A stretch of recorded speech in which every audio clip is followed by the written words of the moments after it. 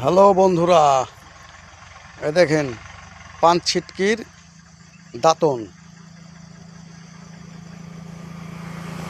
তো দাঁতনটা পান ছিটকির ভালো না বাবলা দাঁতন ভালো, কোন দাঁতনটা ভালো সেটা আপনারা বলবেন, কমেন্টে জানাবেন।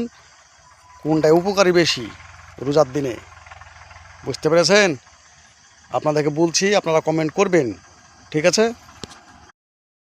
হ্যালো বন্ধুরা, এ দেখেন পান ছিটকির দাঁতন।